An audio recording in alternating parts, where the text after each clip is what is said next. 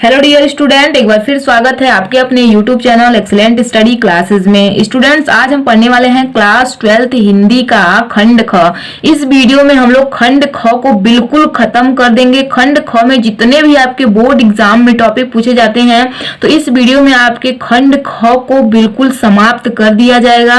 आपके board exam में जितने भी महत्वपूर्ण टॉपिक पूछे जाते हैं खंड ख में, ठीक है, उन सबको इस वीडियो में हम लोग देखेंगे। खंड ख आपका 50 नंबर का पूछा जाता है, तो आज के इस वीडियो में आपके 50 नंबर के टॉपिक को टच किया जाएगा। आपके 50 नंबर बिल्कुल पक्के हो जाएंगे, ठीक है।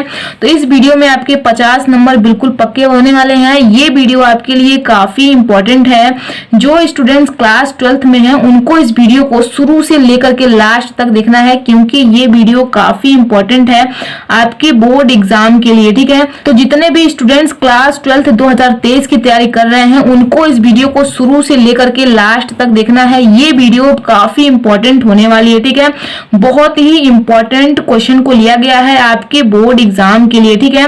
आपके बोर्ड एग्जाम में पेपर जो है हिंदी का 100 नंबर का पूछा जाता है, तो आपको इस वीडियो को शुरू से लेकर के अंत तक देखना है। आपको हिंदी में 95 नंबर लाने से कोई नहीं रोक सकता, ठीक है।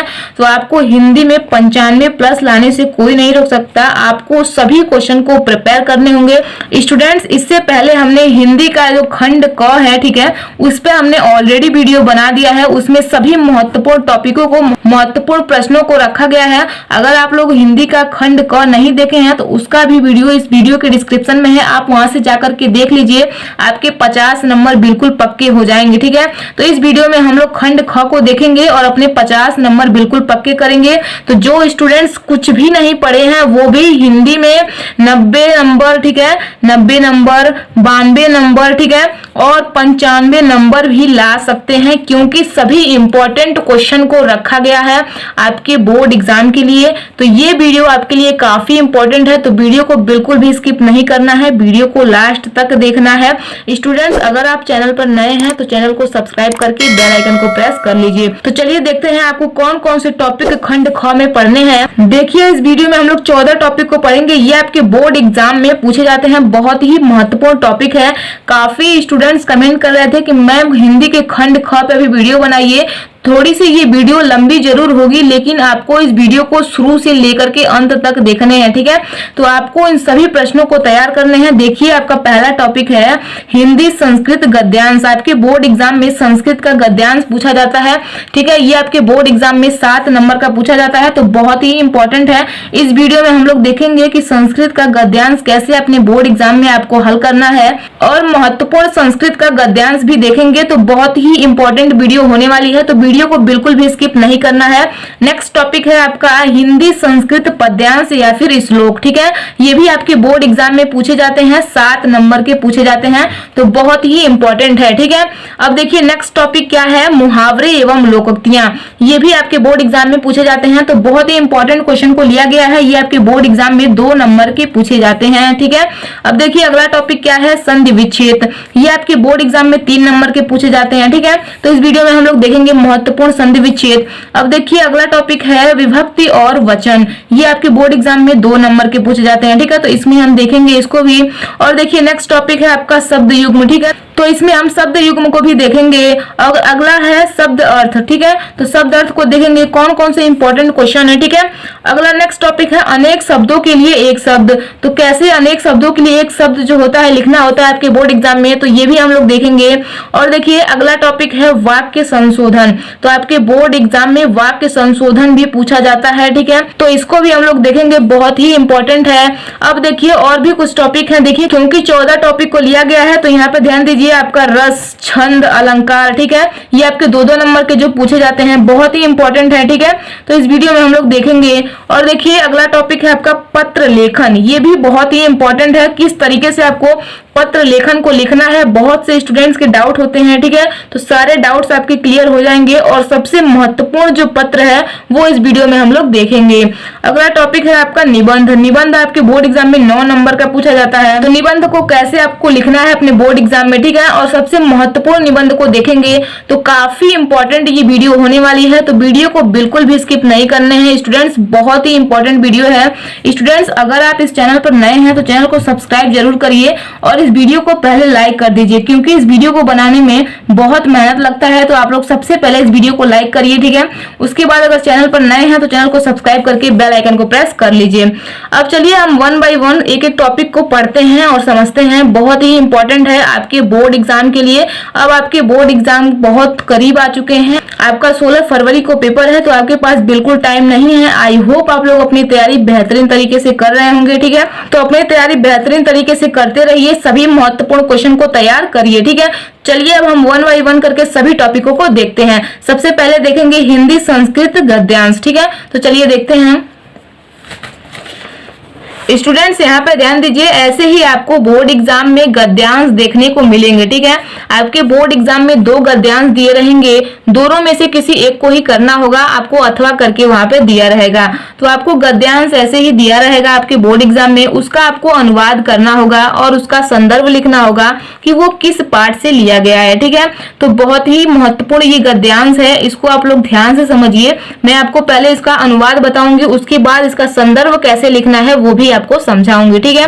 तो ध्यान से बिल्कुल वीडियो को देखिए, वीडियो को बिल्कुल भी स्किप मत करिएगा, ठीक है। तो देखिए, संस्कृतस्य साहित्य सरस, यानी कि संस्कृत के साहित्य सरस, व्याकरणश्च सुनिश्चितम, और व्याकरण जो है सुनिश्चित है।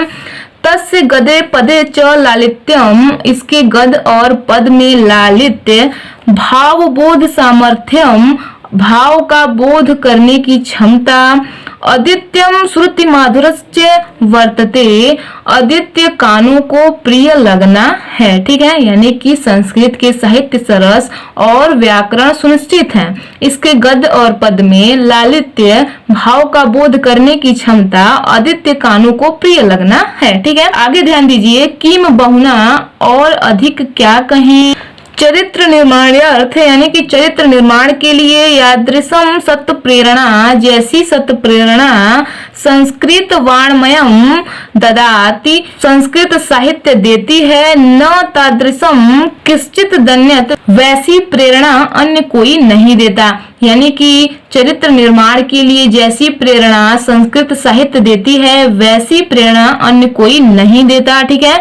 आगे ध्यान दीजिए, मूलभूतानाम मानवीय गुणनाम, मूलभूत मानवीय गुणों का यादृशी विवेचना संस्कृत साहित्य, जैसा विवेचना संस्कृत साहित्य में मिलता है, वर्तते नान्यत्र त्रादसी, वैसा अन्य कहीं नहीं मिलता। यानी कि क्या कहा जा रहा है, मूलभूतानाम मानवीय गुणनाम यादृशी विवेचना संस्कृत साहित्य वर्तते नान्यत्र तादृशी, यानी कि मूलभूत मानवीय गुणों का जैसा विवेचना संस्कृत साहित्य में मिलता है, वैसा अन्य कहीं नहीं मिलता, ठीक है।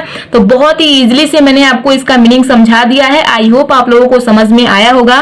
तो आपको बोर्ड एग्जाम में ऐसे ही गद्यांश देखने को मिलेंगे, तो आपका उसका अनुवाद करना होगा और उसका संदर्भ लिखना होगा। तो आपको संदर्भ कैसे लिखना है आइए समझते हैं। सबसे पहले यहाँ पे आपको प्रश्न संख्या डालना है, जितने भी प्रश्न संख्या पर रहेगा वो आपको डालना है। उसके बाद यहाँ पे आपको उत्तर लिखना है। मैं यहाँ पे प्रश्न और उत्तर नहीं लिखूंगी, ठीक है, मैं यहाँ पे बस आपको समझाऊंगी कि कैसे आपको लिखना है। तो यहाँ पे ध्यान दीजिए, आपको जो भी गद्यांश दिया रहेगा, ठीक है, 2 गद्यांश दिए रहेंगे, आपको जो भी करना है, ठीक है, दोनों में से किसी एक को ही आपको करना है। तो आप जिसको भी कर रहे हो उसका जो है पहली पंक्ति का जो है आपको पहला शब्द यानी कि 1-2 शब्द लेने हैं, ठीक है, और जो लास्ट वाली पंक्ति है उसमें से आपको 1-2 शब्द लेने हैं, ठीक है।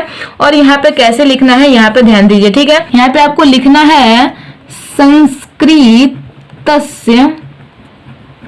ठीक है। उसके बाद जो है आपको लिखना है साहित्य, 2 शब्द लिख दीजिए, उतना बहुत है। उसके बाद आपको ऐसे ऐसे डैश करने हैं, बहुत ही आराम से लिखना है, बहुत ही सुंदर राइटिंग में, ठीक है। यहाँ पे आपको लास्ट में लिख देना है जो लास्ट वाला शब्द है, ठीक है। तो ये आपको ऐसे लिखने से क्या होगा, आपके जो बोर्ड एग्जामिनर हैं वो समझ पाएंगे कि आपने कौन से गद्यांश को हल किया है, ठीक है। तो ऐसे आपको लिखना जरूरी है, ठीक है। उसके बाद आपको संदर्भ लिखना होगा। तो यहाँ पे आपको प्यारा सा हेडिंग डालना है संदर्भ, ठीक है। ब्लैक पेन से ही आपको डालना है, अपने बोर्ड एग्जाम में ब्लैक और ब्लू पेन का ही यूज करना है, आपको सभी को पता है, ठीक है।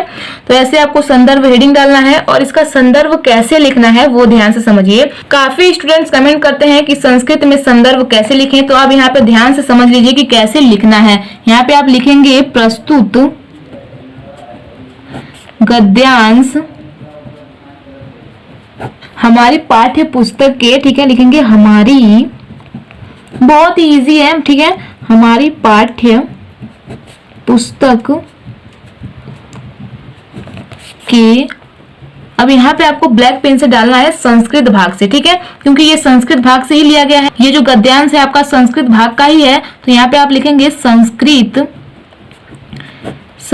भाग, आपको इसे सिंगल नोटेड कामों में बंद कर देने हैं, ठीक है। संस्कृत भाग में संकलित, ठीक है, ऐसे आपको लिखने हैं, बहुत ही सुंदर वे में लिखना है, बहुत ही सुंदर राइटिंग में लिखना है, संस्कृत भाग में संकलित, ठीक है। अब यहाँ पे आपको पाठ का नाम डालना है कि ये जो गद्यांश आप लिख रहे हैं ये गद्यांश किस पाठ से लिया गया है, ठीक है। तो गद्यांश के पाठ का नाम डालना है, तो ये जो गद्यांश है ये आपके संस्कृत भाषायाम महत्तम पाठ से लिया गया है, ठीक है। तो यहाँ पे हम लिखेंगे सिंगल इन्वर्टेड कामा में लिखेंगे संस्कृत भाषायाम महत्तम,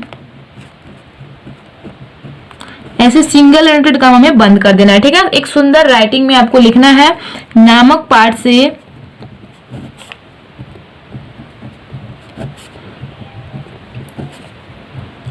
अवतरित है, ठीक है। इस तरीके से आपको लिखना है, बहुत ही सिंपल है, बहुत इजी है, ठीक है।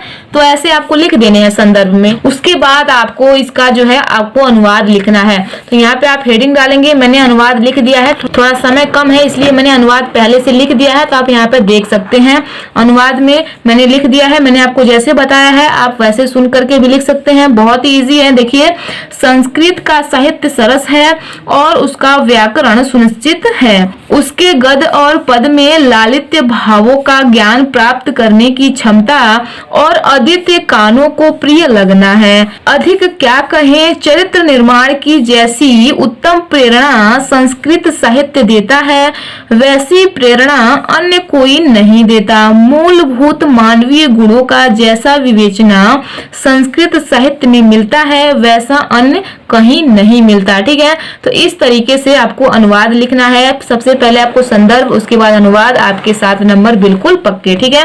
तो ये आपके 7 नंबर के पूछे जाते हैं, तो ऐसे आपको करना है और आपके 7 नंबर बिल्कुल पक्के हो जाएंगे, ठीक है।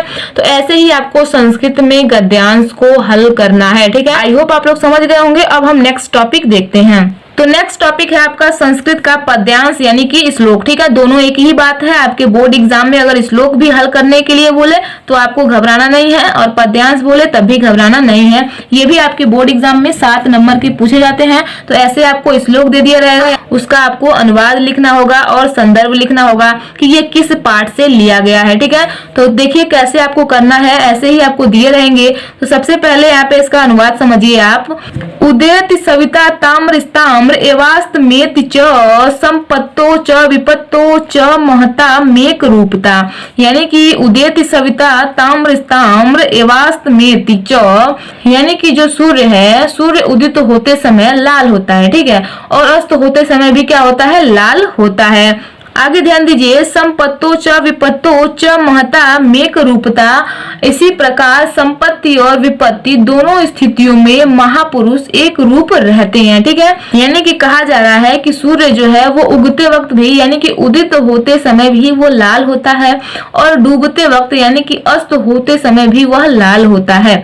इसी प्रकार संपत्ति और विपत्ति दोनों स्थितियों में महापुरुष एक रूप रहते हैं, ठीक है। तो इसका आपको अनुवाद लिखना है और संदर्भ लिखना है कि ये किस पाठ से लिया गया है। तो सेम वैसे ही हम करेंगे जैसे अभी हमने गद्यांश में किया है। सबसे पहले आप यहाँ पे प्रश्न संख्या डालेंगे, उसके बाद उत्तर लिखेंगे, उसके बाद आपको वैसे ही लिखना है। तो सबसे पहले आपको ये जो श्लोक दिया गया है, इसी श्लोक को आपके बोर्ड एग्जाम में 2 श्लोक दिए रहेंगे, दोनों में से किसी एक को ही करना होगा, ठीक है, जिसके लिए आपको 7 नंबर दिए जाएंगे। तो यहाँ पे ध्यान दीजिए, ये जो आपको श्लोक दिया गया है इसमें से जो पहली लाइन है इसमें से आपको 2 शब्द उठाने हैं और ये जो लास्ट वाली लाइन है इसमें से लास्ट वाला शब्द उठाना है और यहाँ पे लिखना है जैसे हम लिख रहे हैं वैसे ही आपको लिखना है और एक अच्छी राइटिंग में लिखना है। यहाँ पे आपको लास्ट वाला शब्द लिखना है, ठीक है, मेक रूपता, ठीक है। इस प्रकार से आपको लिखना है, बहुत ही आसान है, ठीक है। इस तरीके से आप लिखेंगे तो एग्जामिनर समझ पाएगा कि आपने किस पद्यांश को यानी कि किस श्लोक को हल किया है। उसके बाद आपको प्यारा सा हेडिंग डालना है संदर्भ, ठीक है, ब्लैक पेन से डालना है, बहुत ही अच्छी राइटिंग में लिखना है। आप लोग हमसे भी अच्छा लिखने का प्रयास करिएगा, ठीक है। यहाँ पे आपको सेम वैसे ही लिखना है। यहाँ पे देखिए आपको लिखना है प्रस्तुत पद्यांश या फिर श्लोक, दोनों में से किसी एक को भी लिख सकते हैं, ठीक है। तो यहाँ पे आप लिखेंगे प्रस्तुत पद्यांश। मैं यहाँ पे श्लोक भी लिख दे रही हूँ, आपको जो समझ में आए आप श्लोक लिखें या फिर पद्यांश लिखें, लेकिन दोनों में से किसी एक को ही लिखिएगा। तो प्रस्तुत पद्यांश या फिर प्रस्तुत श्लोक हमारी पाठ्य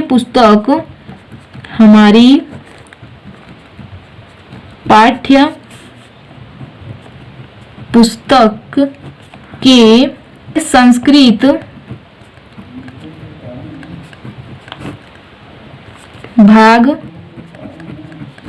ठीक है। ऐसे आपको सिंगल इन्वर्टेड कामा में लिखना है ब्लैक पेन से, ताकि अच्छा लगे, ठीक है। संस्कृत भाग में संकलित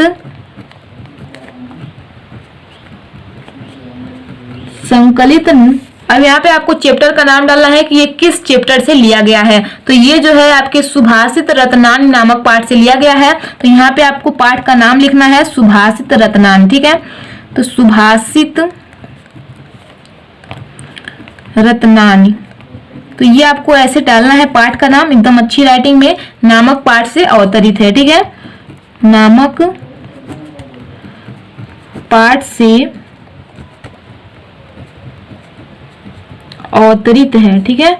इस तरीके से आपको पाठ का नाम डालना है, ठीक है। बहुत ही आसान है और आपको 7 नंबर मिल जाएंगे। स्टूडेंट्स, आपका ये जो पद्यांश है यानी कि श्लोक है, एक बहुत ही इंपॉर्टेंट चैप्टर है आपका ये सुभाषित रत्नानि, जहां से आपके बोर्ड एग्जाम में 100% पद्यांश यानी कि श्लोक पूछे जाते हैं। तो आपको इस चैप्टर के पद्यांश को तैयार करने हैं। मैंने आपको ऑलरेडी बता रखा है कि आपको कौन कौन से संस्कृत के पद्यांश और गद्यांश को तैयार करना है, ठीक है। अगर आप लोग नहीं देखे हैं तो उस वीडियो को देख लीजिए, ठीक है। संस्कृत के गद्यांश में बहुत ही इंपॉर्टेंट चैप्टर है आपका पंचशील सिद्धांतः, महामाना मालवीय, ये सब बहुत ही इंपॉर्टेंट चैप्टर है। और आपके संस्कृत पद्यांश का ये बहुत ही इंपॉर्टेंट चैप्टर है सुभाषित रत्नानि, ठीक है। इनके जितने भी आपको श्लोक दिए गए हैं बहुत ही इंपॉर्टेंट है, तो आप लोग उसमें से जाकर के कुछ और भी श्लोक पढ़ सकते हैं, बहुत ही इंपॉर्टेंट है। तो ऐसे आपको संदर्भ लिखना है, उसके बाद आपको अनुवाद लिखने हैं, ठीक है। तो मैंने लिख दिया है, आप यहाँ पे देख सकते हैं। सूर्य उदित होते समय लाल होता है और अस्त होते समय भी लाल होता है। इस प्रकार संपत्ति और विपत्ति दोनों स्थितियों में महापुरुष एक रूप रहते हैं, अर्थात सुख में हर्षित और दुख में पीड़ित नहीं होते हैं, अपितु संभाव से सुख और दुख दोनों ग्रहण करते हैं। तो ऐसे आपको अनुवाद लिखने हैं, बहुत ही इजी है स्टूडेंट्स, आपके 7 नंबर बिल्कुल पक्के हो जाएंगे, ठीक है। तो ये आपका महत्वपूर्ण पद्यांश था। अब हम देखते हैं next topic. Students, next topic आपका है मुहावरे एवं लोकोक्तियां। ये आपके बोर्ड एग्जाम में 2 नंबर के पूछे जाते हैं, तो बहुत ही इंपॉर्टेंट क्वेश्चन को लिया गया है। तो ये आपके बोर्ड एग्जाम में कैसे पूछेगा, देखिए यहाँ पे ऐसे ही आपको क्वेश्चन दे दिए रहेंगे, उसका आपको अर्थ लिखना होगा, ठीक है। ये जो आप क्वेश्चन देख रहे हैं हवाई किले बनाना, ऐसे ही आपको क्वेश्चन दिए रहेंगे, उसका आपको अर्थ लिखना होगा, उसके बाद उसको आपको वाक्य में प्रयोग करना होगा। तो सबसे पहले यहाँ पर ध्यान दीजिए, ऐसे आपको प्रश्न दिए रहेंगे तो आपको ऐसे डैश करके आपको उसका अर्थ लिखना है, ठीक है।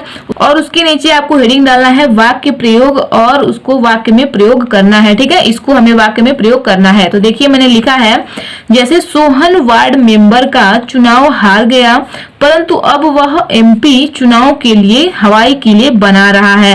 तो आप यहाँ पर देख सकते हैं, यहाँ पे हवाई किले बनाना जो वर्ड है यहाँ पे इंक्लूड हो रहा है, यानी कि शामिल हो रहा है। तो आपको ऐसा ही वाक्य बनाना है जिसमें ये वाला शब्द है, यानी कि ये जो शब्द है ये आना चाहिए। तो देखिए यहाँ पे आ रहा है। तो ऐसे ही आपको मुहावरे एवं लोकोक्तियां आपके बोर्ड एग्जाम में पूछे जाएंगे, तो आप लोग ऐसे ही ध्यान से समझिए, आपको ऐसे ही लिखना है, ठीक है। अब देखिए ऐसे ही मुहावरे एवं लोकोक्तियां का अगला प्रश्न देखिए। अगला प्रश्न है प्राणों की बाजी लगाना, तो इसका अर्थ हो जाएगा बलिदान के लिए तत्पर रहना। ठीक है, इसको वाक्य में कैसे प्रयोग करेंगे ध्यान दीजिए। जैसे वीर पुरुष सदैव अपने देश के मान सम्मान के लिए प्राणों की बाजी लगा देते हैं, तो महापुरुष जो है वो अपने जान की बाजी लगा देते हैं। तो ऐसे आपको वाक्य में प्रयोग करना है। ऐसे ही नेक्स्ट क्वेश्चन देखिए। नेक्स्ट क्वेश्चन है कमल घिसना। इसका अर्थ हो जाएगा बेकार की मेहनत, यानी कि कमल घिसने का अर्थ है बेकार की मेहनत करना। ठीक है, तो इसको वाक्य में कैसे प्रयोग करेंगे।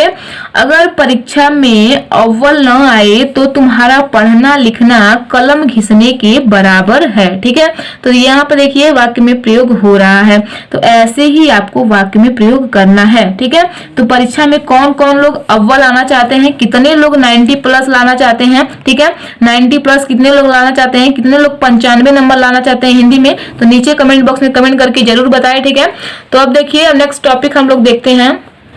अब देखिए नेक्स्ट टॉपिक है आपका संधि विच्छेद। ये आपके बोर्ड एग्जाम में 3 नंबर का पूछा जाता है। ठीक है, तो यहाँ पे कुछ महत्वपूर्ण संधि विच्छेद लिए गए हैं, तो यहाँ पे ध्यान दीजिए। ऐसे ही प्रश्न आपके बोर्ड एग्जाम में दे दिए रहेंगे, वहां पे 4 ऑप्शन दिए रहेंगे जिसमें से आपको सही उत्तर का चयन करके लिखना होगा। ठीक है, पर क्वेश्चन जो है 1 नंबर का होगा, तो 3 क्वेश्चन आपको करने होंगे जिसके लिए आपको 3 नंबर दिए जाएंगे। ठीक है, तो देखिए यहाँ पे प्रश्न क्या है, इत्यादि का संधि विच्छेद है। तो इत्यादि का संधि विच्छेद क्या है, यहाँ पे आपसे पूछा जा रहा है। तो यहाँ पे आपको 4 विकल्प दिए गए हैं। ठीक है, क ख ग घ, ऐसे ही आपके बोर्ड एग्जाम में भी दिए रहेंगे। तो इसका जो राइट आंसर हो जाएगा वो है आपका क, यानी कि ये सही है। ठीक है, इति प्लस आदि, ये इसका राइट आंसर हो जाएगा। ठीक है, तो यहाँ पे आपको कुछ रूल पढ़ने होंगे तभी आप लोग संधि विच्छेद को कर पाएंगे। तो अगला क्वेश्चन देखिए, नयनम का संधि विच्छेद है। तो नयनम का संधि विच्छेद क्या है, ये आपसे पूछा जा रहा है। तो यहाँ पे आपको 4 विकल्प दिए गए हैं। ठीक है, तो ऐसे ही आपके बोर्ड एग्जाम में दिए रहेंगे। तो इसका जो राइट आंसर हो जाएगा क ख ग घ, ऐसे ही 4 विकल्प आपको बोर्ड एग्जाम में भी देखने को मिलेंगे। ठीक है, तो यहाँ पे इसका जो राइट आंसर हो जाएगा वो है आपका क। ठीक है, यानी कि ने प्लस अनम, ये आपका राइट आंसर हो जाएगा। अब यहाँ पे ध्यान दीजिए स्टूडेंट्स, यहाँ पे हम आपको सिखा नहीं रहे हैं क्योंकि सिखाने में ज्यादा टाइम लगता है। यहाँ पे हम आपको इंपॉर्टेंट क्वेश्चन बता रहे हैं और टॉपिक बताया जा रहा है आपको कि आपके बोर्ड एग्जाम के लिए कौन कौन से टॉपिक इंपॉर्टेंट है। ठीक है, यहाँ पे अगर हम सिखाएंगे तो टाइम ज्यादा लग सकता है। ठीक है, तो आपको कुछ रूल पढ़ने होंगे तभी आप लोग संधि विच्छेद को हल कर पाएंगे। वैसे मैंने बहुत से इंपॉर्टेंट क्वेश्चन जो है संधि विच्छेद के भी अपलोड कर दिए हैं इस चैनल पर, तो आप लोग देख सकते हैं। ठीक है, अब देखिए अगला क्वेश्चन है जयति का संधि विच्छेद है। तो जयत का संधि विच्छेद क्या है, ये आपसे पूछा जा रहा है। तो यहाँ पे आपको 4 विकल्प दिए गए हैं, तो क ख ग घ, तो इसका जो राइट आंसर हो जाएगा वो है आपका ग, यानी कि जे प्लस अति, ये इसका राइट आंसर हो जाएगा। ठीक है, तो यहाँ पे आपके संधि विच्छेद के 3 क्वेश्चन हो गए। ऐसे ही आपको बोर्ड एग्जाम में क्वेश्चन देखने को मिलेंगे, तो आपको करके आने हैं, 3 नंबर के रहेंगे। ठीक है, अब हम नेक्स्ट टॉपिक देखते हैं विभक्ति और वचन। ये आपके बोर्ड एग्जाम में 2 नंबर की पूछे जाते हैं, तो बहुत ही इंपॉर्टेंट है स्टूडेंट्स। 1 नंबर भी बहुत ही इंपॉर्टेंट होता है, तो ध्यान से समझिए और ध्यान से पढ़िए पूरे डेडिकेशन के साथ। तो अब यहाँ पर ध्यान दीजिए, क्वेश्चन क्या है, आत्मनि। आत्मनि कौन सी विभक्ति है और कौन सा वचन है, ये आपसे बोर्ड एग्जाम में पूछेगा। तो कैसे आपको इसका उत्तर पता चलेगा, जब आप पढ़े रहेंगे तभी आप जान पाएंगे। तो देखिए इसका जो राइट आंसर क्या होगा, यहाँ पे क विकल्प है सप्तमी एक वचन, ख विकल्प है छठी द्विवचन, ग विकल्प है पंचमी बहुवचन, घ विकल्प है प्रथमा द्विवचन। तो इसका जो राइट आंसर हो जाएगा वो है आपका क, यानी कि सप्तमी एक वचन, तो ये इसका राइट आंसर हो जाएगा। ऐसे ही अपने बोर्ड एग्जाम में आपको एक उत्तर का चयन करके लिखना होगा। ठीक है, अब नेक्स्ट क्वेश्चन देखते हैं। ये आपका नेक्स्ट क्वेश्चन है, देखिए क्या कहा जा रहा है, जगति। तो जगति कौन सा विभक्ति है और कौन सा वचन है, ये आपसे पूछा जा रहा है। क ख ग घ आपको 4 विकल्प दिए गए हैं, तो इसका जो राइट आंसर हो जाएगा वो है आपका घ, यानी कि सप्तमी विभक्ति एक वचन, ये इसका राइट आंसर हो जाएगा। इस तरीके से आपके बोर्ड एग्जाम में पूछे जाएंगे, तो आपको ऐसे ही सही उत्तर का चयन करना होगा। अगला क्वेश्चन है सरिताम। सरिताम कौन सी विभक्ति है और कौन सा वचन है। ठीक है, तो यहाँ पे आपको 4 विकल्प दिए गए हैं, द्वितीय विभक्ति बहुवचन, ख विकल्प है छठी विभक्ति बहुवचन, ठीक है, ग विकल्प है चतुर्थ विभक्ति एक वचन, घ विकल्प है पंचमी विभक्ति द्विवचन। तो यहाँ पे आपको 4 विकल्प दिए गए हैं, तो इसका जो राइट आंसर हो जाएगा वो है आपका छठी विभक्ति बहुवचन। तो सरिताम जो है छठी विभक्ति है और बहुवचन है, तो ये आपके 2 नंबर के पूछे जाते हैं। तो यहाँ पे हमने देखा 3 क्वेश्चन विभक्ति और वचन के। ठीक है, अब हम नेक्स्ट टॉपिक देखते हैं, बहुत ही इंपॉर्टेंट है सभी के सभी स्टूडेंट्स। मैंने और भी ऑलरेडी क्वेश्चन आपको प्रोवाइड करा दिए हैं, ठीक है। आई होप आप लोग उन सभी क्वेश्चन को तैयार कर लिए होंगे, क्योंकि इस चैनल पर आपके जितने भी इंपॉर्टेंट क्वेश्चन है उन्हीं को प्रोवाइड किया जाता है। तो आप लोग क्वेश्चन को बिल्कुल भी हल्के में ना लिया करिए, आप लोग पूरी मेहनत से तैयारी किया करिए, ठीक है। अब देखिए नेक्स्ट टॉपिक है आपका शब्द युग्म। ये भी आपके बोर्ड एग्जाम में 2 नंबर के पूछे जाते हैं। तो आपको शब्द युग्म कैसे लिखना है, देखिए आपके बोर्ड एग्जाम में प्रश्न ऐसे ही दिया रहेगा, सुत सूत। तो इसका आपको अर्थ लिखना होगा। तो आपको यहाँ पर 4 विकल्प दिए रहेंगे, जिसमें से आपको चयन करना होगा। तो यहाँ पे 4 विकल्प दिए गए हैं। क नंबर विकल्प है पुत्र और पिता, ख नंबर विकल्प है पुत्र और सारथी, ग नंबर विकल्प है पुत्र और माता, घ नंबर विकल्प है पुत्र और पत्नी। तो यहाँ पे 4 विकल्प दिए गए हैं। तो इसका जो राइट आंसर हो जाएगा वो है आपका ख, यानी कि पुत्र और सारथी। ये इसका राइट आंसर हो जाएगा, ठीक है। यहाँ पे ध्यान दीजिए, ये जो सूत्र दिया गया है इसका अर्थ जो है आगे ही रहेगा, और यहाँ पे जो सूत्र दिया गया है इसका अर्थ पीछे रहेगा, ठीक है। और यहाँ पे ये जो डैश है ये और में कन्वर्ट रहेगा। तो ये आप लोग ध्यान से समझिएगा। तो सुत का मतलब होता है पुत्र और सुत का मतलब होता है सारथी, ठीक है। तो ऐसे आपको उत्तर का चयन करना होगा, ठीक है। अब हम नेक्स्ट क्वेश्चन देखते हैं। नेक्स्ट क्वेश्चन है पंथ और पथ। तो इसका अर्थ पूछा जा रहा है। तो देखिए यहाँ पे 4 विकल्प दिए गए हैं, क ख ग घ। तो इसका जो राइट आंसर हो जाएगा वो है आपका संप्रदाय और मार्ग। ये इसका राइट आंसर हो जाएगा। पंथ मतलब होता है संप्रदाय और पथ मतलब होता है मार्ग। जैसा कि आप सभी को पता भी होगा कि पथ मतलब क्या होता है, मार्ग होता है। तो इस तरीके से आपको उत्तर का चयन करना होगा। अब हम नेक्स्ट क्वेश्चन देखते हैं। नेक्स्ट क्वेश्चन है आपका नियत और नियति। तो इसका राइट आंसर क्या हो जाएगा, यहाँ पे आपको 4 विकल्प दिए गए हैं। क नंबर विकल्प है निश्चित और भाग्य, ख नंबर विकल्प है आदत और भाग्य, ग नंबर विकल्प है प्रकृति और गणना, घ नंबर विकल्प है आदत और गणना। तो इसका जो राइट आंसर हो जाएगा वो है आपका क, यानी कि निश्चित और भाग्य। तो नियत मतलब होता है निश्चित और नियति मतलब होता है भाग्य, ठीक है। ये सभी के सभी जो क्वेश्चन हैं ये आपके बोर्ड एग्जाम में पूछे गए हैं, ठीक है। एक बार नहीं, ये सब 2 से 3 बार आपके बोर्ड एग्जाम में पूछे गए हैं। तो इन सभी क्वेश्चन को बिल्कुल भी हल्के में नहीं लेने हैं, इन सभी क्वेश्चन को आपको तैयार करने हैं, ठीक है।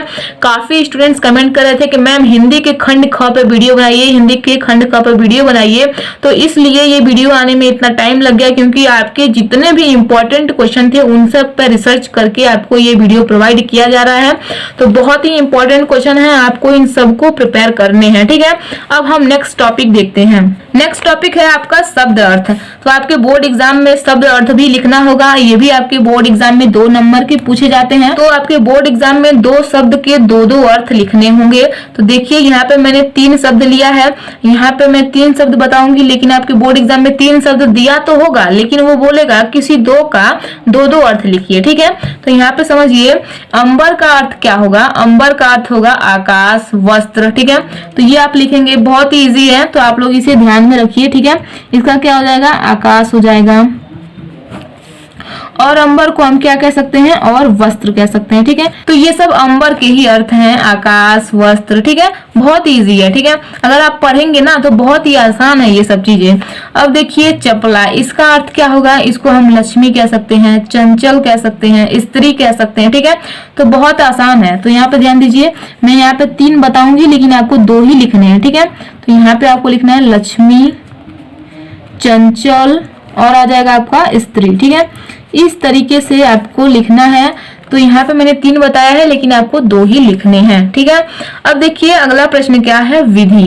विधि का और भी क्या अर्थ हो जाएगा, जैसे कि भाग्य होगा, विधाता होगा, कानून हो जाएगा, ठीक है। तो ये सब क्या है, ये सब विधि के ही अर्थ हैं। तो यहाँ पे आप लिखेंगे, आपके बोर्ड एग्जाम में आपको 2 ही अर्थ लिखने होंगे, ठीक है। तो यहाँ पे विधाता हो जाएगा, ठीक है, विधाता हो जाएगा, और क्या हो जाएगा, कानून हो जाएगा। तो ये सब क्या है, विधि के ही अर्थ हैं। तो ऐसे ही आपके बोर्ड एग्जाम में शब्द अर्थ करने होंगे, जिसके लिए आपको 2 नंबर दिए जाएंगे, ठीक है। बहुत ही आसान है ना। अब देखिए हम नेक्स्ट क्वेश्चन देखते हैं। यहाँ पे हमने शब्द अर्थ के 3 क्वेश्चन को देखा, ठीक है। अब हम नेक्स्ट टॉपिक देखते हैं। नेक्स्ट टॉपिक है आपका अनेक शब्दों के लिए एक शब्द, ठीक है। तो ये देखिए आपके बोर्ड एग्जाम में पूछा जाएगा, अनेक शब्दों के लिए एक शब्द। तो ऐसे ही आपके बोर्ड एग्जाम में देखने को मिलेंगे। तो देखिए पहला क्वेश्चन क्या है, जिसकी कल्पना न की जा सके उसे हम एक शब्द में क्या कहेंगे? तो जिसकी कल्पना न की जा सके उसे हम एक शब्द में क्या कहेंगे? यहाँ पे 4 विकल्प दिए गए हैं। ऐसे ही आपके बोर्ड एग्जाम में भी 4 विकल्प दिए रहेंगे। तो देखिए, क नंबर विकल्प है अकल्पनीय, ख नंबर विकल्प है अकल्पना रहित, ग नंबर विकल्प है अकल्पनाहीन, घ नंबर विकल्प है अकल्पना युक्त। तो ऐसे ही 4 विकल्प देखने को मिलेंगे। तो इसका जो राइट आंसर हो जाएगा वो है अकल्पनीय। पढ़ करके भी आप लोग थोड़ा सा कॉमन सेंस लगा सकते हैं, ठीक है। तो आप लोगों को यहाँ पे बहुत ज्यादा माइंड लगाने की जरूरत नहीं है। आप लोग क्वेश्चन को पढ़ करके भी आप उसका आसानी से जवाब दे सकते हैं, अगर 1 से 2 बार भी आप पढ़े हैं तो, ठीक है। तो यहाँ पे बहुत ज्यादा माइंड नहीं लगाना होता है, बहुत ही आसान है। अगर आप लोग ध्यान से पढ़े रहेंगे तो कोई ज्यादा दिक्कत नहीं होती है, ठीक है। अब देखिए नेक्स्ट क्वेश्चन क्या है, जिसके शत्रु का जन्म ही न हुआ हो उसे हम एक शब्द में क्या कहेंगे? तो यहाँ पे 4 विकल्प दिए गए हैं। क नंबर विकल्प है शत्रुहीन, ख नंबर विकल्प है आजाद शत्रु, ग नंबर विकल्प है मित्रवान, घ नंबर विकल्प है श्रेष्ठवान। तो बहुत से जो हमारे ब्रिलियंट स्टूडेंट्स होंगे, जो बहुत ही बुद्धिमान होंगे, वो कहेंगे कि मित्रवान हो सकता है या फिर शत्रुहीन हो सकता है, लेकिन नहीं, यहाँ पे इसका जो राइट आंसर होगा वो होगा आपका आजाद शत्रु, ठीक है। तो ये आपका राइट आंसर हो जाएगा, ये होगा आजाद शत्रु। तो यहाँ पे आपको बोर्ड एग्जाम में बिल्कुल भी घबराने नहीं है। काफी स्टूडेंट्स यही गलती करते हैं कि जब वो क्वेश्चन को सॉल्व करते हैं तो वो बहुत ज्यादा घबरा जाते हैं। आपको घबराना नहीं है। अपने बोर्ड एग्जाम में आपको बहुत ही ध्यान से क्वेश्चन को पढ़ने हैं, उसके बाद आपको बहुत ही समझदारी से उसका उत्तर चयन करके लिखना है। आपको बिल्कुल भी घबराने नहीं है, इस बात को ध्यान में रखिएगा। आपको सभी क्वेश्चन को बहुत ही पेशेंस से, बहुत ही आसानी से, बहुत ही धैर्य से आपको उन सभी का जवाब देना है, ठीक है। आपको बिल्कुल भी घबराना नहीं है। हिंदी में आपको अच्छे नंबर लाने हैं, ठीक है। अब देखिए अगला क्वेश्चन क्या है, वन में रहने वाला। वन में जो रहने वाला है उसको हम एक शब्द में क्या कहेंगे? वन में रहने वाले को हम कहेंगे वनवासी। क्या कहेंगे? वनवासी कहेंगे। तो बहुत ही इंपॉर्टेंट है, ये आपके बोर्ड एग्जाम में भी आया हुआ प्रश्न है, तो ध्यान से पढ़िए आप लोग। अब हम नेक्स्ट टॉपिक देखते हैं। नेक्स्ट टॉपिक है आपका वाक्य संशोधन। तो आपके बोर्ड एग्जाम में वाक्य संशोधन भी आएगा। ये आपके बोर्ड एग्जाम में 2 नंबर का पूछा जाएगा, ठीक है। तो इसमें क्या करना होगा, वाक्यों में कुछ त्रुटियां मिलेंगी जिसे आपको सुधारना होगा, ठीक है। तो देखिए जैसा कि यहाँ पे प्रश्न दिया गया है, आपका भविष्य उज्जवल हो, तो इसमें क्या त्रुटि नजर आ रही है आप लोग खुद ध्यान से समझिए। तो यहाँ पे ध्यान दीजिए, ये जो उज्जवल है ना, इसी में त्रुटि है, ठीक है। इसी को हमें सही करना है, बाकी सब कुछ सही है। तो इसे हम लिखेंगे कैसे? यहाँ पे हम लिखेंगे आपका भविष्य, ठीक है। आपका भविष्य, यहाँ पे ये जो पूरा जो लिखा गया है इसी को हमें आधा करना है, ठीक है। तो ऐसे लिखाएगा उज्जवल, ठीक है। तो ऐसे आपको लिखना है। ऐसी ही छोटी छोटी त्रुटियां, गलतियां आपको बोर्ड एग्जाम में देखने को मिलेगी, तो आपको उन सभी को ध्यान से पढ़ना है और उसको ध्यान से समझना है, ठीक है, और ध्यान से उसका उत्तर लिखना है, ठीक है। अब देखिए अगला क्वेश्चन क्या है, गौतम की पत्नी का नाम अहिल्या था। तो इसको हम कैसे लिखेंगे? यहाँ पे हम लिखेंगे गौतम की पत्नी अहिल्या थी, ठीक है। गौतम की पत्नी, ठीक है, इसको पत्नी कर लीजिएगा। गौतम की पत्नी अहिल्या थी, ठीक है। तो इस तरीके से आपको लिखना है। यही छोटी छोटी त्रुटियां मिलेंगी, बहुत ही आसान है। अब देखिए अगला क्वेश्चन क्या है, मैं स्वयं अपने आप आपके पास आ रहा हूं। तो इसमें क्या त्रुटि नजर आ रही है? देखिए मैं स्वयं, जब यहाँ पे मैं स्वयं कहा जा रहा है तो अपने आप लिखने की क्या जरूरत है? तो यहाँ पे हम लिखेंगे मैं स्वयं आपके पास आ रहा हूं, ठीक है। तो ऐसे आपको लिखना है। तो यहाँ पे हो जाएगा मैं स्वयं आपके पास आ रही हूं, ठीक है। आपके पास आ रहा हूं, ठीक है, आ रहा हूं, ठीक है। ऐसे आपको ऐसे सुधारना होगा। ऐसे ही गलतियां आपको देखने को मिलेंगी, ये भी आपके बोर्ड एग्जाम में 2 नंबर के मिलते हैं। तो ऐसी छोटी सी गलती सुधारिए और 2 नंबर ले जाइए, ठीक है। अब हम नेक्स्ट टॉपिक देखते हैं। नेक्स्ट टॉपिक है आपका महत्वपूर्ण रस, ठीक है। ये आपके बोर्ड एग्जाम में 2 नंबर के पूछे जाते हैं। तो यहाँ पे ध्यान दीजिए कौन कौन से रस आपको प्रिपेयर करके जाने हैं अपने बोर्ड एग्जाम में। तो हास्य रस को आपको तैयार करना है, ठीक है। और क्या करना है, और करुण रस को तैयार करना है, और वीर रस को तैयार करना है। तो इन तीनों रस को आप तैयार करेंगे, आपके 2 नंबर बिल्कुल पक्के हो जाएंगे। ठीक है, आपके बोर्ड एग्जाम में 2 ही रस पूछे जाएंगे। ठीक है, दोनों में से किसी एक को करना होगा। तो यहाँ पे मैंने 3 रस को बताया है, बहुत ही इंपॉर्टेंट है ये, तीनों के तीनों रस बहुत ही इंपॉर्टेंट है। ठीक है, तो आपको इन्हें तैयार करने हैं। इस वीडियो में हम हास्य रस और करुण रस को देखेंगे। वीर रस को आप लोग अपने आप से पढ़ लीजिएगा। ठीक है, क्योंकि ज्यादा बताने से वीडियो लंबी हो जाएगी। ठीक है, तो आप लोग कुछ क्वेश्चन जो है अपने आप से भी पढ़ सकते हैं, या फिर मैंने इंपॉर्टेंट रस की ऑलरेडी वीडियो बना रखी है। अगर आप लोग देखना चाहते हैं तो उसका लिंक इस वीडियो के डिस्क्रिप्शन में मिल जाएगा, आप वहां से जाकर के वीर रस को पढ़ सकते हैं। ठीक है, तो देखिए हास्य रस क्या है, बहुत ही आसान है, एकदम आप ही के शब्दों में लेकर के आए हैं। इसका अर्थ बहुत ही आसान है, बहुत ही कठिन नहीं है। ठीक है, तो ध्यान से समझिए, बिल्कुल आपको याद हो जाएगा। ठीक है, तो हास्य रस का परिभाषा समझिए। जब काव्य में यानी कि जब कविता में किसी की विचित्र वेशभूषा, अटपटी आकृति, क्रियाकलाप, रूप, रंग एवं व्यवहार को देखकर, सुनकर, पढ़कर हृदय में हास का भाव उत्पन्न होता है तो वहाँ हास्य रस होता है। इसका स्थायी भाव हास्य है। ठीक है, तो इसका जो स्थायी भाव जो है वो हास होता है। ये आपके बोर्ड एग्जाम में बहुविकल्पीय प्रश्न भी बन सकता है कि हास्य रस का स्थायी भाव क्या है। तो हास्य रस का स्थायी भाव हास है, ध्यान रखिएगा। इसका उदाहरण समझिए, बहुत ही आसान है। जैसा कि यहाँ पे क्या कहा गया, देखिए क्या कहा जा रहा है, मैं ऐसा सूरवीर हूँ, पापड़ तोड़ सकता हूँ, अगर गुस्सा आ जाए तो कागज मरोड़ सकता हूँ। तो कागज कौन नहीं मरोड़ सकता, कागज तो छोटा बच्चा भी मरोड़ देगा। तो यहाँ पर देखिए ये हंसने वाली बातें कही जा रही है, तो ऐसे पंक्तियों में जो है हास्य रस आपको देखने को मिलेगा। ठीक है, तो ये था हास्य रस का परिभाषा और उदाहरण, बहुत ही आसान है। आप लोग ध्यान से पढ़ेंगे, समझेंगे तो आपको बहुत ही आसानी से याद हो जाएगा। ठीक है, तो अब हम लोग करुण रस को भी देख लेते हैं। ये आपका हास्य रस हो गया। स्टूडेंट्स, करुण रस का भी परिभाषा बहुत ही आसान है, यहाँ पे ध्यान से समझिए। करुण मतलब होता है शोक यानी कि दुख। ठीक है, तो इसका परिभाषा समझिए, जब अपने किसी प्रिय व्यक्ति या मनचाही वस्तु के नष्ट होने या उसका कोई नुकसान होने पर हृदय शोक से भर जाए तो वहाँ करुण रस होता है। तो इस तरीके से आपको इसका परिभाषा लिखना है और इसका स्थायी भाव क्या हो जाएगा, देखिए इसका स्थायी भाव शोक होता है। तो ये भी ध्यान रखिएगा, आपके बोर्ड एग्जाम में पूछ सकता है कि करुण रस का स्थायी भाव क्या होता है। तो करुण रस का स्थायी भाव शोक होता है। बहुविकल्पी प्रश्न बन सकते हैं आपके। ठीक है, तो ध्यान रखिएगा इसको। तो स्टूडेंट्स, इसका उदाहरण देख लेते हैं। इसका उदाहरण है, अबला जीवन हाय तुम्हारी यही कहानी, आंचल में है दूध और आंखों में है पानी। बहुत ही इंपॉर्टेंट है और बहुत ही आसान है, तो आप लोग इसे तैयार कर सकते हैं। ठीक है, अब देखते हैं हम नेक्स्ट टॉपिक क्या है। आप लोग वीर रस को पढ़ लीजिएगा। यहाँ पे मैंने करुण रस और हास्य रस को बता दिया है और आप लोग वीर रस को पढ़ सकते हैं। ठीक है, वीर रस को आप लोग अपने आप से पढ़ लीजिएगा, या फिर इस वीडियो के डिस्क्रिप्शन में हम लिंक दे देंगे तो आप वहां से जाकर के पढ़ सकते हैं। अब हम नेक्स्ट टॉपिक देखते हैं, महत्वपूर्ण छंद। आपके बोर्ड एग्जाम में छंद भी 2 नंबर के पूछे जाते हैं। तो ये सब जो नंबर है एकदम फिक्स है आपके, क्योंकि ये सब क्वेश्चन आपके बोर्ड एग्जाम में 100% पूछे जाते हैं। तो आपको यहाँ पे छंद में दोहा प्रिपेयर करना है। ठीक है, और यहाँ पे सोरठा आपको प्रिपेयर करना है और जो है चौपाई। आपको ये 3 प्रश्न को तैयार करने हैं, आपके 2 नंबर बिल्कुल पक्के हो जाएंगे। ठीक है, दोहा, सोरठा और चौपाई ये आपको तैयार करने हैं। मैं इस वीडियो में आपको दोहा और सोरठा बताऊंगी, चौपाई आप लोग अपने आप से पढ़ लीजिएगा, क्योंकि सब कुछ बताने में वीडियो बहुत ज्यादा लंबी हो जाएगी। तो आप लोग कुछ अपने आप से भी पढ़ लीजिएगा, या फिर मैंने इस पे भी ऑलरेडी वीडियो बना दिया है जिसका लिंक आपको इस वीडियो के डिस्क्रिप्शन में मिल जाएगा, तो आप वहां से जाकर के पढ़ सकते हैं। ठीक है, तो चलिए समझते हैं। देखिए सबसे पहले हम लोग दोहा को देखेंगे। तो दोहा का परिभाषा क्या है, बहुत ही आसान है, यहाँ पे ध्यान से समझिए।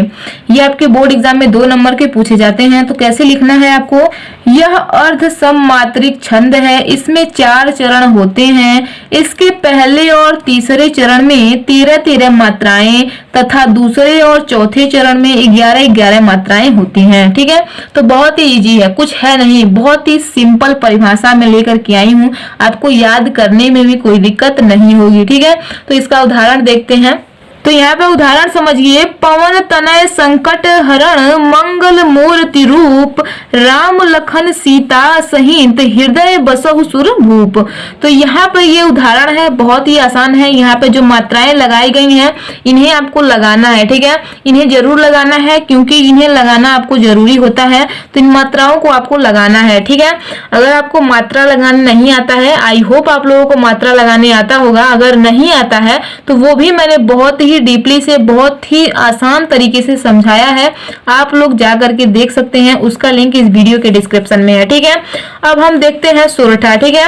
तो सोरठा की क्या है परिभाषा, यहाँ पे ध्यान से समझिए, बहुत ही आसान है ये भी। तो देखिए, यह अर्ध सममात्रिक छंद है, इसमें 4 चरण होते हैं, ठीक है। यह अर्ध सममात्रिक छंद है और इसमें 4 चरण होते हैं। इसके पहले और तीसरे चरण में 11-11 मात्राएं तथा दूसरे और चौथे चरण में 13-13 मात्राएं होती हैं।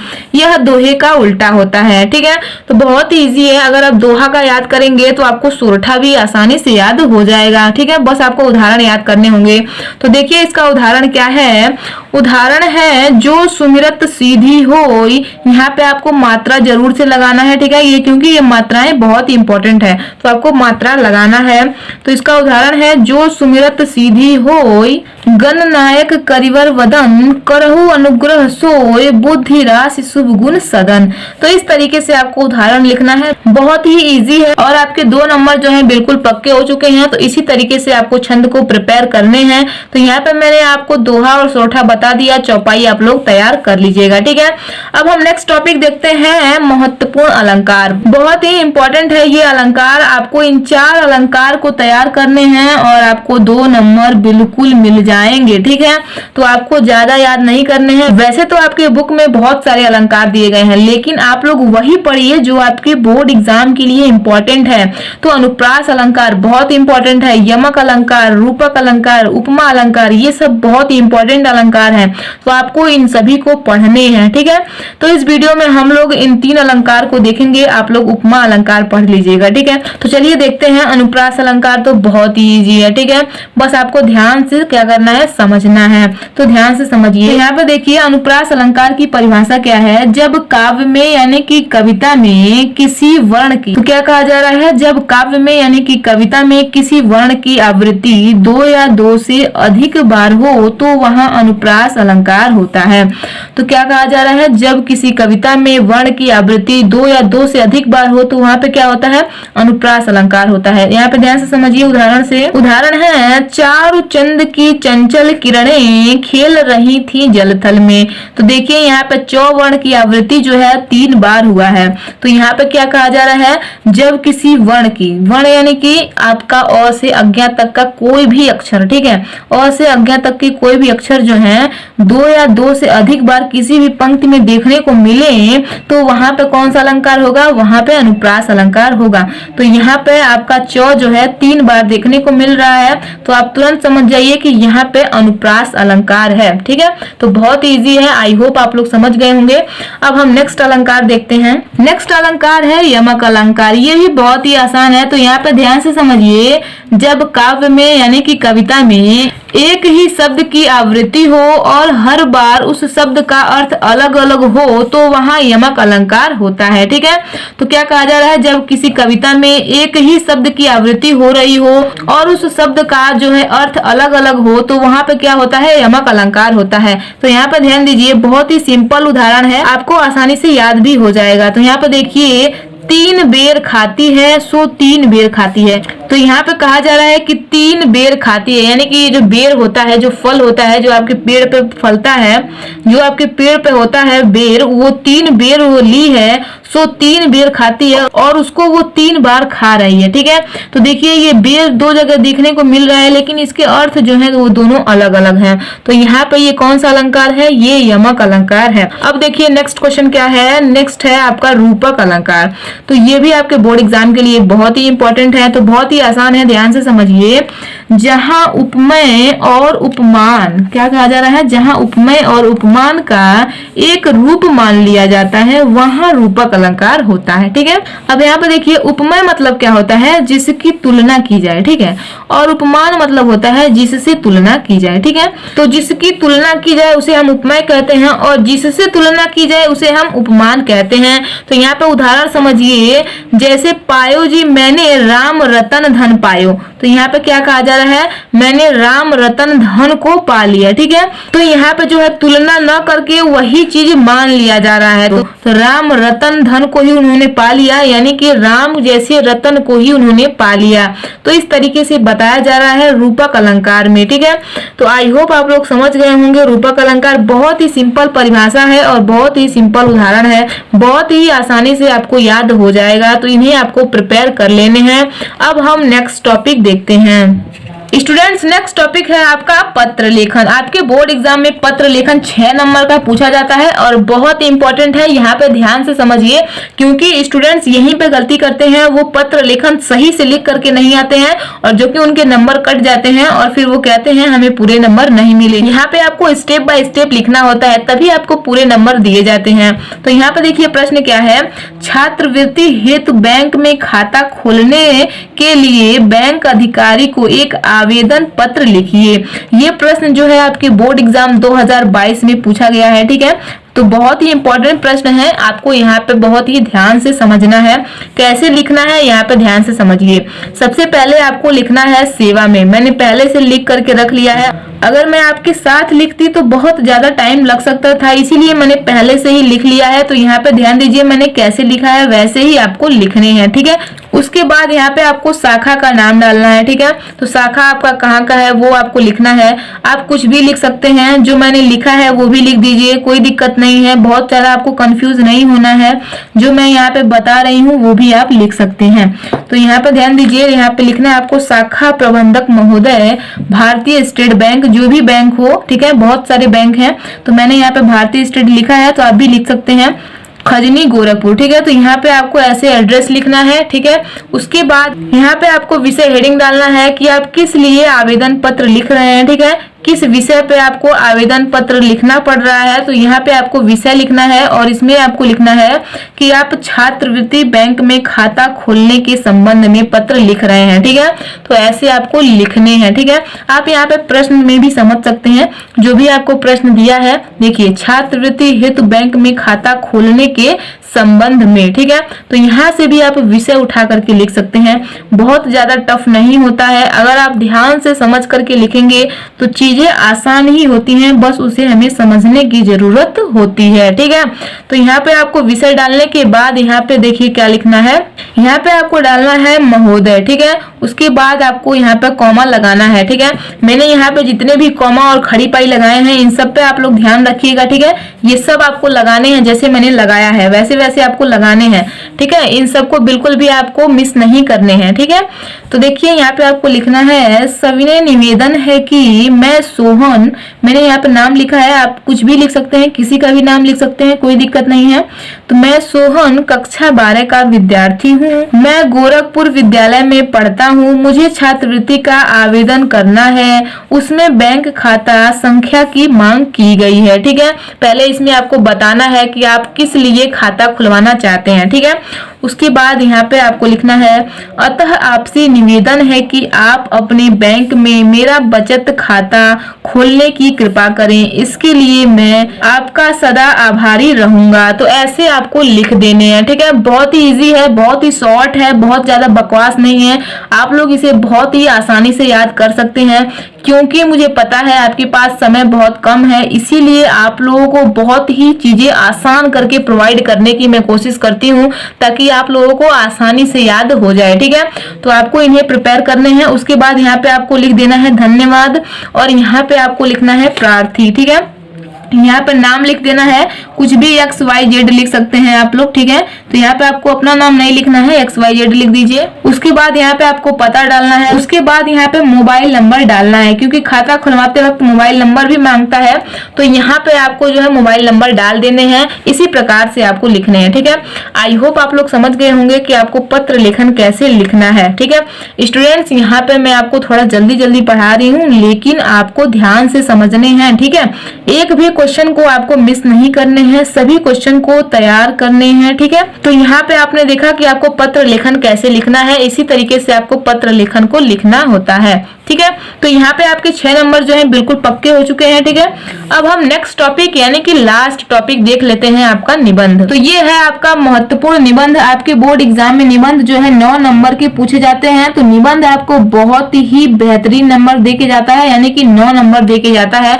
तो यहाँ पे ध्यान से समझिए कि आपको निबंध कैसे लिखने हैं। बहुत ही इंपॉर्टेंट निबंध है, जनसंख्या वृद्धि की समस्या एवं समाधान। ये भी आपके बोर्ड एग्जाम 2022 में पूछे गए थे, ठीक है। तो बहुत ही इंपॉर्टेंट निबंध है, ये आपके बोर्ड एग्जाम में 99% आ सकता है, ठीक है। बहुत ही इंपॉर्टेंट है। तो यहाँ पर ध्यान दीजिए आपको कैसे लिखना है। सबसे पहले आप निबंध लिखें तो उसमें सबसे पहली हेडिंग जो होनी चाहिए वो आपकी प्रस्तावना ही होनी चाहिए, ठीक है। उसमें आपको क्या लिखना है यहाँ पे ध्यान से समझिए। सबसे पहले आपको प्रस्तावना हेडिंग डालना है और इसमें लिखना क्या है, ध्यान से समझिए। जनसंख्या वृद्धि दर विकासशील देशों की एक अहम समस्या बन चुकी है और इस समस्या से हमारा देश भी जूझ रहा है। क्या कहा जा रहा है, जनसंख्या वृद्धि दर विकासशील देशों की एक अहम समस्या बन चुकी है, ठीक है। और इस समस्या से हमारा देश जो है वो जूझ रहा है, ठीक है। आगे ध्यान दीजिए, क्योंकि जनसंख्या वृद्धि के कारण ही हमारे देश में बेरोजगारी, भूखमरी, गरीबी, भ्रष्टाचार जैसी अनेकों समस्याएं उत्पन्न हो रही हैं, ठीक है। तो ये आपको प्रस्तावना में डाल देना है, इतना ही लिखिए, ठीक है। ज्यादा लिखने की जरूरत नहीं है और बहुत ही सिंपल है, आप लोग इसे याद भी कर लेंगे। आप लोग हेडिंग बाय हेडिंग याद करिए, बहुत ही आसानी से याद हो जाएंगे, ठीक है। अब देखिए आपकी नेक्स्ट हेडिंग क्या है, जनसंख्या वृद्धि से उत्पन्न समस्याएं। तो यहाँ पे आपको क्या लिखना है, ध्यान दीजिए। अत्यधिक जनसंख्या वृद्धि से लोगों को स्वास्थ्य, शिक्षा, मकान एवं अन्य जरूरी संसाधनों की पूर्ति होना बहुत मुश्किल है। यानी कि जब जनसंख्या ज्यादा हो जाएगी तो स्वास्थ्य, शिक्षा, मकान एवं अन्य जरूरी संसाधनों की जो पूर्ति है वो होना जो है बहुत मुश्किल हो जाएगा, ठीक है। तो वही चीज कहा जा रहा है। आगे ध्यान से समझिए, लोगों को अपनी जरूरतें पूरी करने के लिए पर्यावरण को नुकसान पहुंचाना पड़ेगा, इससे पर्यावरण प्रदूषण भी बढ़ेगा, अन्य भी बहुत सी समस्याएं उत्पन्न होंगी, ठीक है। तो इतना आपको लिखना है, ठीक है। अब देखिए नेक्स्ट हेडिंग देख लेते हैं। नेक्स्ट हेडिंग है आपका जनसंख्या वृद्धि के कारण, यानी कि जनसंख्या वृद्धि कैसे हो रही है, क्यों हो रही है, क्या है इसके कारण। यहाँ पर ध्यान से समझिए, विगत कई वर्षों से यानी कि बीते हुए कई वर्षों से भारत की जनसंख्या में बहुत तेजी से यानी कि बहुत तेज वृद्धि देखने को मिली है, ठीक है। आगे ध्यान से समझिए, जनसंख्या वृद्धि के प्रमुख कारण जैसे अशिक्षा, बाल विवाह, दरिद्रता, गर्म जलवायु, परिवार नियोजन विधियों का ज्ञान न होना, ठीक है। तो ये सब क्या है, यही सब कारण है जनसंख्या वृद्धि होने के। अशिक्षा, बाल विवाह, दरिद्रता, गर्म जलवायु, परिवार नियोजन की विधियों का ज्ञान न होना ही क्या है, जनसंख्या वृद्धि का कारण है। तो ये आपको लिख देने हैं, ठीक है।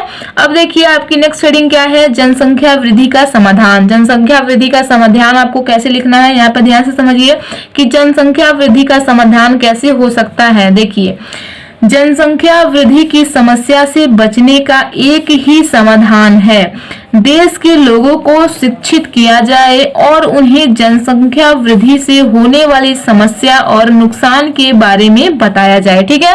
आगे देखिए, हमारी सरकार को भी जनसंख्या नियंत्रण के लिए सख्त कानून बनाना चाहिए और परिवार नियोजन के बारे में प्रचार प्रसार करना चाहिए, ठीक है। तो ये हो गया आपका जनसंख्या वृद्धि का समाधान। अब लास्ट हेडिंग देख लेते हैं, उपसंहार, ठीक है। इसमें आपको क्या लिखना है, लास्ट हेडिंग जो है आपका उपसंहार ही होना चाहिए। बीच में आप कितने भी हेडिंग डालिए, लेकिन आपकी फर्स्ट में जो है प्रस्तावना और लास्ट में जो है उपसंहार हेडिंग होनी चाहिए। ये बात आप लोग ध्यान रखिएगा, ठीक है। तो देखिए, इसमें आपको लिखना है, जनसंख्या वृद्धि को रोकने के लिए हम सबको प्रयत्न करना चाहिए और हम सबको छोटा परिवार एवं सुखी परिवार की भावना रखनी चाहिए, ठीक है। सरकार द्वारा चलाए गए कार्यक्रमों के बारे में लोगों को जागरूक करना चाहिए। तो ये हो गया आपका उपसंहार। यहाँ पे हमने देखा बहुत ही इम्पोर्टेंट निबंध और निबंध को लिखने का पैटर्न। तो इसी तरीके से आपको निबंध को लिखना है, बहुत ही इम्पोर्टेंट था, ठीक है, बहुत ही इम्पोर्टेंट निबंध है, तो इसे आपको प्रिपेयर कर लेने हैं। तो यहाँ पे इस वीडियो में हम लोग 14 टॉपिक को देखे हैं। 14 टॉपिक बहुत ही इम्पोर्टेंट टॉपिक है। आपका हिंदी का जो खंड ख है वो बिल्कुल समाप्त कर दिया गया है स्टूडेंट्स। तो यहाँ पे जो है आपके 50 नंबर बिल्कुल पक्के हो चुके हैं। आपको जितने भी इम्पोर्टेंट क्वेश्चन प्रोवाइड किए गए हैं आपको उन्हें प्रिपेयर करने हैं, ठीक है। तो जितने भी इम्पोर्टेंट क्वेश्चन हैं उन सभी को प्रिपेयर कर लीजिए। आपको हिंदी में जो है 90, ठीक है, बहुत जो स्टूडेंट्स कुछ भी नहीं पढ़े हैं अगर वो बताए गए प्रश्नों को तैयार करते हैं तो वो लोग हिंदी में 90, 92, 95 नंबर भी ला सकते हैं, ठीक है, क्योंकि आपके इस चैनल पर हिंदी के सभी इंपॉर्टेंट क्वेश्चन को प्रोवाइड कर दिया गया है। तो अगर अभी भी आप सोए हैं तो अब उठ जाइए और अपनी तैयारी को बेहतरीन तरीके से कर लीजिए, ठीक है, क्योंकि आप अगर हिंदी के बताए गए सभी प्रश्नों को तैयार कर लेते हैं तो आपको हिंदी में 95 प्लस लाने से कोई नहीं रोक सकता। तो आपको जो है हिंदी की तैयारी बहुत ही बेहतरीन तरीके से करनी है।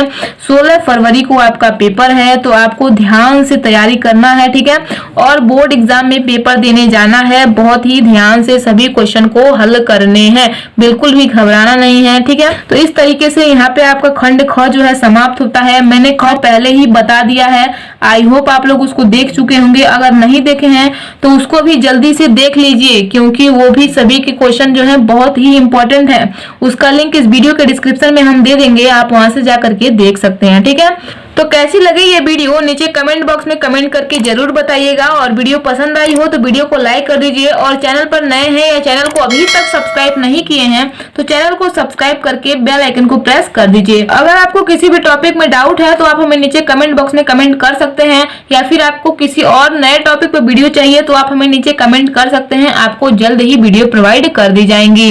तो करते रहिए अपनी तैयारी बेहतरीन तरीके से। हम मिलते हैं नेक्स्ट वीडियो में नेक्स्ट टॉपिक के साथ। तो आज के लिए इतना ही। जय हिंद, जय भारत।